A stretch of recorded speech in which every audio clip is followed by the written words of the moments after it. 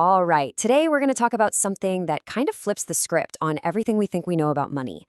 It's not about working longer hours or picking the perfect stock. Nope. It's about something way deeper, the source of wealth that actually starts inside your own head. So let's just get right into it, because this is a question that, honestly, so many of us have.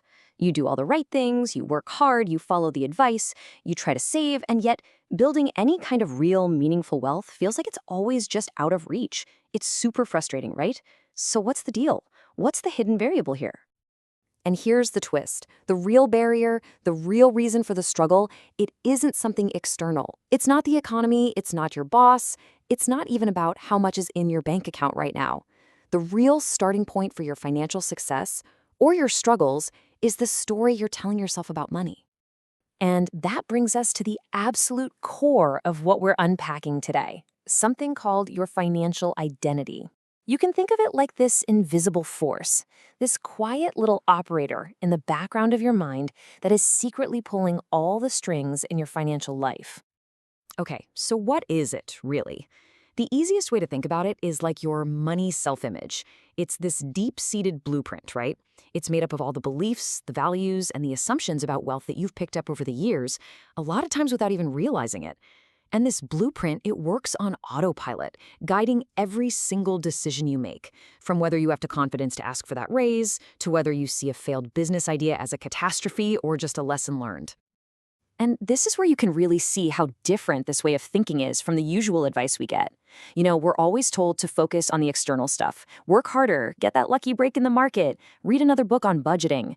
But this idea of financial identity, it says the real game is played internally. The real drivers are your core beliefs, how you see yourself, and what you truly value. Because at the end of the day, your actions will always, always find a way to match who you believe you are. So how does this actually work? Well, there's a direct line, a kind of chain reaction that we can call the belief to earnings chain. It shows you step by step how the thoughts in your head literally become the numbers in your bank account. Let's look at how this can trap you in a cycle you don't even know you're in. It might start with this little nagging thought, I'm just not a money person, or I'm bad with numbers. Okay, so that's the belief. That belief then makes you act a certain way. You avoid looking at your finances, you put off investing because it feels too complicated, and the result? Well, you end up stuck or maybe even in debt, which then just proves that original thought right. It's a vicious cycle.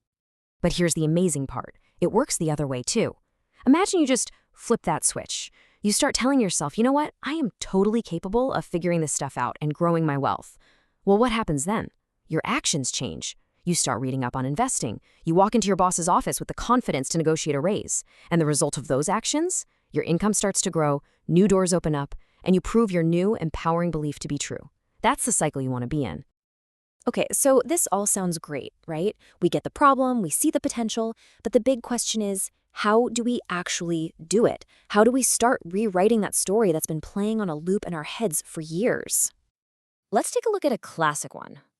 How many of us heard some version of this growing up? Or maybe something like, rich people are greedy. It seems like a harmless old saying, but a belief like that can be a massive roadblock. If you subconsciously think that money is somehow bad or corrupt, why on earth would your brain let you accumulate a lot of it? You might even end up self-sabotaging amazing opportunities, and you'd have no idea why you're doing it. These are the kinds of invisible walls we're talking about. The fantastic news is you're not stuck with these old beliefs. You can literally reprogram your own mind. It really comes down to a 4-step process. First up is awareness. You just have to start paying attention and noticing when those negative thoughts pop up. Second, you challenge them. Ask yourself, is it an absolute fact that I'm bad with money? Or is that just a story I've been telling myself? Third, you replace it. Consciously choose a new empowering thought, like, I am becoming more and more confident in managing my finances. And finally, and this is crucial, you reinforce it. You have to repeat that new belief over and over until it becomes your new default setting. So, when you look at it this way, it totally reframes everything. We're not just victims of circumstance or passengers in our financial lives. We're the designers. We're the architects, building our entire financial future from the inside out. All right, let's boil this all down to the key takeaways. What are the big things to remember? Number 1, real lasting wealth is an inside job. It starts in your mind. 2. Your money self-image is the engine that drives all of your financial behaviors. 3. Those old limiting beliefs are like invisible fences keeping you stuck. And finally, and this is the best part, you have the power to actively rewire your own thinking for success. And that's really the heart of it all. Your financial situation isn't some random thing that just happens to you. You are in control. You are the architect of your own financial identity, and you have all the tools you need to design one that can actually build the life you truly want. So I want to leave you with one final, and I think really powerful question to chew on. Notice the question isn't what do you need to do, it's who do you need to become? Because your answer to that question, that's the first break you lay in building your brand new financial reality. Thanks for listening.